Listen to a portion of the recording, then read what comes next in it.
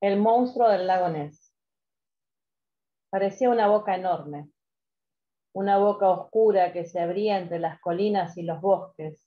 Al menos eso pensó Alan al ver el lago Ness desde el avión, cuando se acercaban al aeropuerto de Inverness, la capital de Highlands, las tierras altas de Escocia.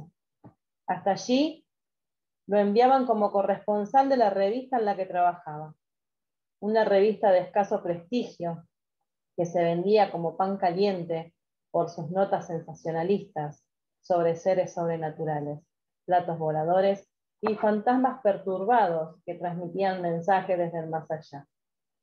Por supuesto, la mayoría de los reportajes que publicaban eran versiones poco creíbles de testigos dudosos que la redacción de la revista se encargaba de convertir en reales, o informes ilustrados con fotos que se retocaban con un programa de computadora capaz de transformar la sombra de un pájaro inocente en la silueta de un dinosaurio a punto de atacar. Por eso, hacía tiempo que Alan estaba triste. Había perdido todo entusiasmo por su trabajo.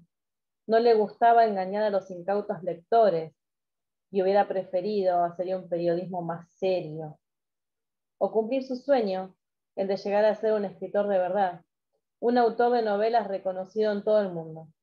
Sin embargo, se prestaba al juego de mentiras de la revista. No sabía bien por qué.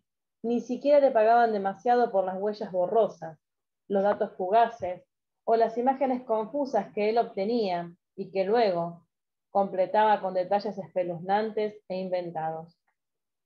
Y aunque se había prometido 1000 veces que en cuanto tuviera ahorrado el dinero suficiente como para mantenerse, renunciaría a la revista y comenzaría a escribir su tan soñada novela.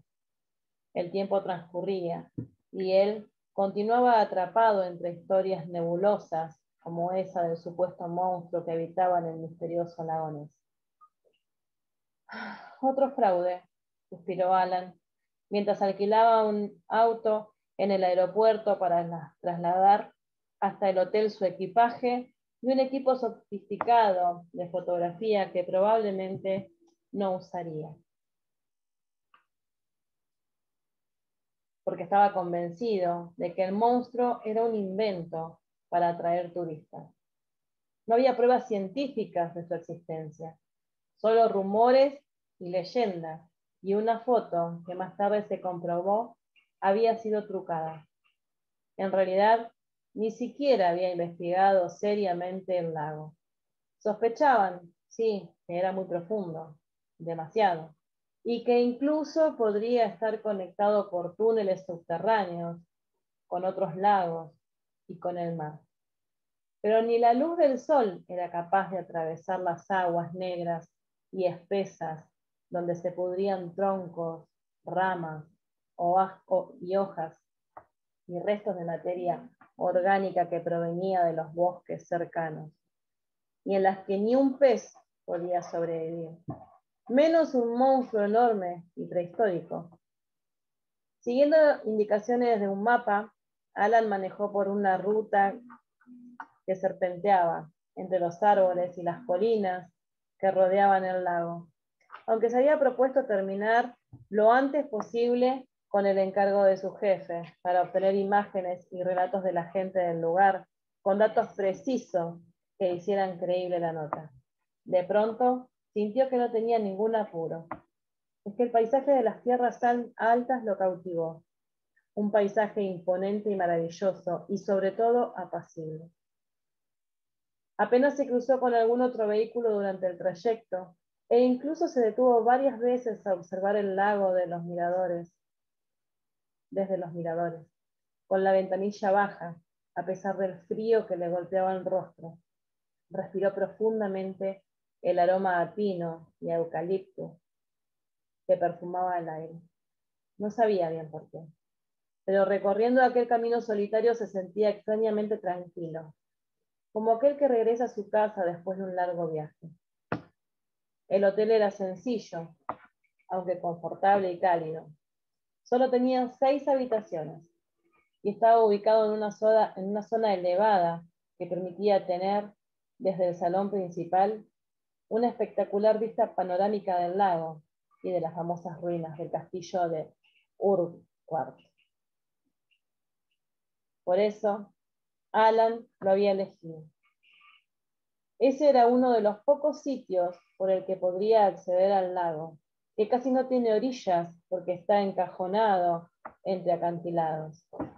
Desde allí, tomaría gran parte de las fotos que servirían como base para el supuesto avistamiento del monstruo.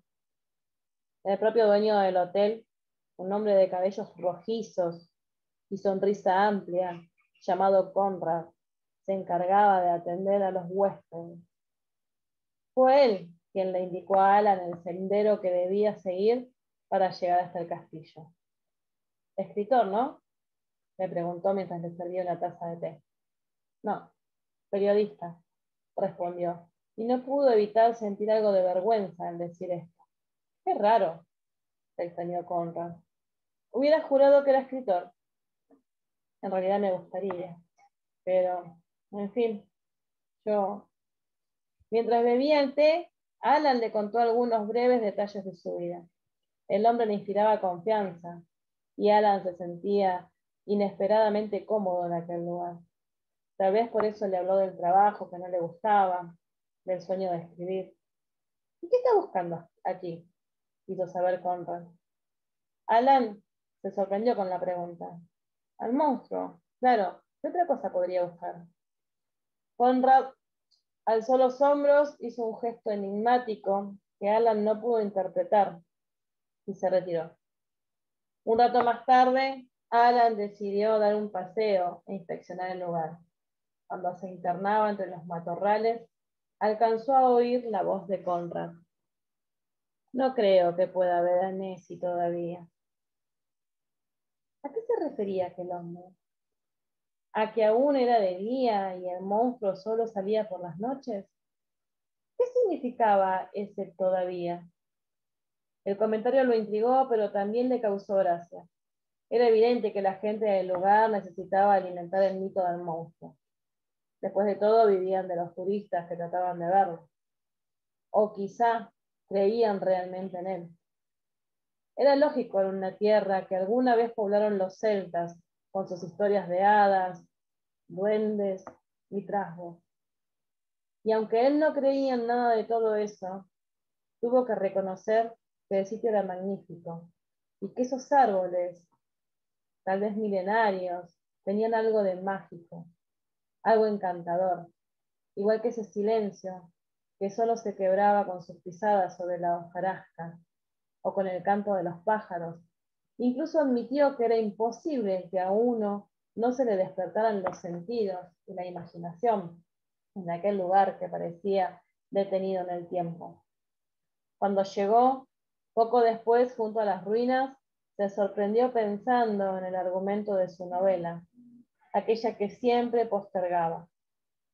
Un grupo bullicioso de personas que salía del centro de visitantes del castillo, considerado un lugar histórico, lo trajo de nuevo a la realidad. Había ido hasta allí para sacar fotos del lago, recoger datos y armar el escenario de uno de los informes ficticios. Alan olvidó su novela y se puso a trabajar. Buscó las mejores tomas desde distintos lugares. La explanada del castillo, los muros derruidos, un premonitorio de piedras que se adentraba en el lago. Se acercó incluso hasta el agua oscura y la tocó. Estaba helada y no pudo evitar un escalofrío. Desde allí, en cuclillas, captó un par de imágenes más. El atardecer fue envolviendo el lago de a poco, con sombras inquietantes. Alan esperó a que se asomara una luna frágil y sacó otra serie de fotografías, repitiendo algunas que ya había hecho, pero ahora con esa luz nocturna que le daba al lago un aspecto aterrador. Después de revisarlas en la cámara conforme con lo que había hecho, Alan decidió regresar al hotel. El sendero estaba claramente marcado y se abría paso entre la espesura del bosque. No podría perderse. Fue en ese momento cuando escuchó un chapoteo en el agua. Giró bruscamente, pero la superficie del lago estaba quieta, inmóvil, como un espejo negro, sin rastros del más mínimo oleaje. Supuso que el ruido lo habría causado una rama al caer, quizá fuera del alcance de su vista, allá donde el lago formaba un recodo. Se quedó unos minutos más observando atentamente y luego retomó su camino. No había dado más que un par de pasos cuando volvió a escuchar el chapoteo, más fuerte ahora, más cercano. Alan corrió hasta la orilla del lago con la cámara lista para fotografiar lo que fuera, pero ni sus ojos ni el potente zoom lograron detectar nada. El lago parecía una postal inmóvil. Cuando llegó al hotel, el dueño lo recibió con una sonrisa amplia y un vaso de whisky de Malta, una de las especialidades de la zona.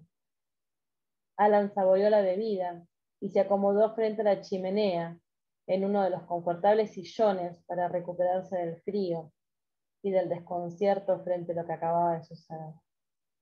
Cuando Conrad vino a avisarle que la comida estaría lista muy pronto, Alan le preguntó: ¿hace mucho que vive aquí? Nací en esta misma casa y aquí vivieron mis padres y mis abuelos. No lo cambiaría por nada en el mundo. En ese sentido soy como Nessie, el solitario sobreviviente. ¿Entonces cree en el monstruo?